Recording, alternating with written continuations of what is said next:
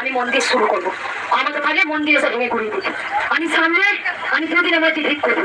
আমি জানি এই ভিডিওটা আজকে লাখো লাখো মানুষ দেখছেন, কিছু শয়তান আছেন তারা দেখছেন। আমি ওপেন বলছি চ্যালেঞ্জ, আমি এখানে ঠিক করছি, আমি মন্দির শুরু করবো নিয়ে সব কিছু আমি করবো। ঠিকই তো বলেছেন মঙ্গলা মা, ওখানে তো আর মা মদের দোকান করছে না, করছে তো একটা মন্দির, তার জন্য এত বাধা। আর কত টাকা খাবেন?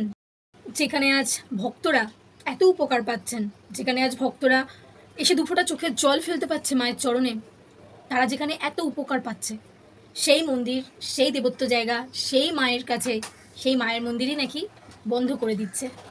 সত্যি আমার ভাবতে খুব লজ্জা করে যে এনারা বাঙালি, যারা বাধা দিচ্ছে আমি জানি তারা অনেকেই কিন্তু বাঙালি এবং আমাদের মতোই হিন্দু ধর্ম নিয়ে তারাও কিন্তু চলে, কিন্তু তাদের মন এত অপরিষ্কার। কৃষ্ণকালী মায়ের মন্দির তো হবেই, আমি বিশ্বাস করি বেলেরাতেই কৃষ্ণকালী মায়ের মন্দির স্থাপিত হবে। এবং এটা আমি অনেকদিন আগেও বলেছি, আজও বলছি, জোর গলায় বলছি, বেলেরাতেই কৃষ্ণকালী মায়ের মন্দির স্থাপিত হবে।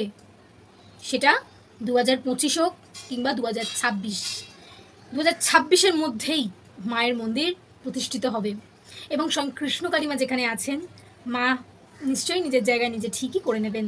এতদিন মা যেভাবে করে এসছেন, যেভাবে নিজের জায়গা নিজেই তৈরি করে নিয়েছেন, ঠিক মায়ের মন্দির থেকে শুরু করে মায়ের নন্দনকাননে যখন ছিল তখন, সেখান থেকে আজ বেলেরাতে, তো মা তো অবশ্যই আছেন। এবং এত ভক্তরা উপকার পাচ্ছে, তাদের কি চোখে পড়ছে না? যারা চাইছেই না। আপনারা অনেকেই আমার কাছে জানতে চাইছেন যে কৃষ্ণকালী মায়ের মন্দির কিভাবে যাবেন, সেটাও কিন্তু আপনাদেরকে আজকে আমি এই ভিডিওতেই বলবো।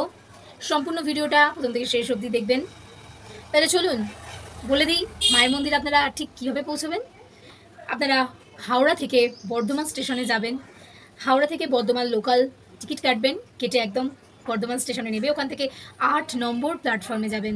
সেখান থেকে নেমে দেখবেন বাইরে অনেক টোটো দাঁড়িয়ে থাকে, টোটোওয়ালাকে এই ঠিকানাটা বলবেন, সঠিকভাবে পৌঁছে দেবে আমাদের টোটো কাকুরা আপনাদেরকে। আশা করি বুঝতে কোনো অসুবিধা হয়নি। আমি এর আগেও অনেক ভিডিও দিয়েছি, সেই লিঙ্ক আমি দিয়ে দেবো আমার ডেসক্রিপশানে, আপনারা দেখে নেবেন, সেই লিঙ্কে টাচ করে ডিটেলস দেওয়া আছে। বর্ধমানে কৃষ্ণকালী মায়ের মন্দির নিয়ে এখন চলছে তোড়পাড় যুদ্ধ। স্বয়ং কৃষ্ণকালী মা যেখানে আছেন সেখানে তো ভক্তরা আসবেন, তাই না? মা তো দিন দিন জাগ্রত হয়ে উঠছে, মায়ের নাম 108 বার ঘরে বসে জপ করে ভক্তরা ছুটে আসছেন উপকার পেয়ে মায়ের মন্দিরে। কি অলৌকিক ঘটনা, তাই না? আর এই প্রচারটাই করেছিলেন আমাদের মঙ্গলা মা, তাহলে তো অবশ্যই ডেফিনেটলি মঙ্গলা মাকে সাপোর্ট করবো। আবারও বলছি, অন ক্যামেরায় বলছি, যখন কৃষ্ণকালী মায়ের মন্দিরে কোনোরকম দেখবো খারাপ কিছু হচ্ছে, সেখানে প্রতিবাদ করব। আর যেখানে আমি বারবার দেখছি মঙ্গলা মায়ের জয় হচ্ছে আর বাকি যারা যুদ্ধ করার চেষ্টা করছে তারা পরাজয় হয়ে যাচ্ছে, তো আমি তো মঙ্গলা মাকে সাপোর্ট করব। কারণ মঙ্গলা মায়ের জন্য আজকে দেশের অনেক মানুষ, প্রায় কোটি কোটি মানুষ উপকার পাচ্ছেন। সেই আপডেট কিন্তু আমার ফেসবুকেও আছে, আমার ফেসবুকেও কিন্তু অনেক মানুষ আমার সাথে যোগাযোগ করছেন শুধু কৃষ্ণকালী মায়ের জন্য।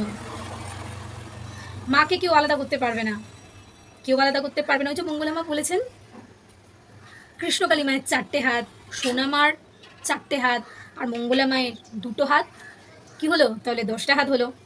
তাহলে দশপূজা হয়ে মঙ্গলা মা লড়াই করছেন আর লড়াই করে যাবেন। মঙ্গলা মা মন্দিরের জন্য ভিত খুঁড়ছেন, তার কি করার আছে? আমি আছি মায়ের সাথে, আমরা ভক্তরা আছি, থাকবো। লড়াই করতে হলে সবাই একসাথে লড়াই করব, কারণ অনেক উপকার পেয়েছি, এতটা নিমকারাম হতে পারবো না। আমাকে অনেকে প্রশ্ন করেছেন যে কৃষ্ণকালী মায়ের মন্দির কি সত্যিই উঠে যাচ্ছে, তাদের জন্য আপডেটটা আমি নিয়ে এসেছি। অবশ্যই হবে। সেই শনিবার দিন সেই যুদ্ধ যখন করতে পেরেছি, এবং আজও সেই যুদ্ধ যত বড়ই হোক মায়ের পাশে আছি। জয় কৃষ্ণকালী মায়ের জয়, জয় সোনা মায়ের জয়, জয় মঙ্গলা মায়ের জয়।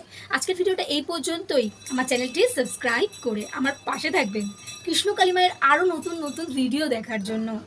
ভালো থাকবেন। জয় কৃষ্ণকালী মায়ের জয়।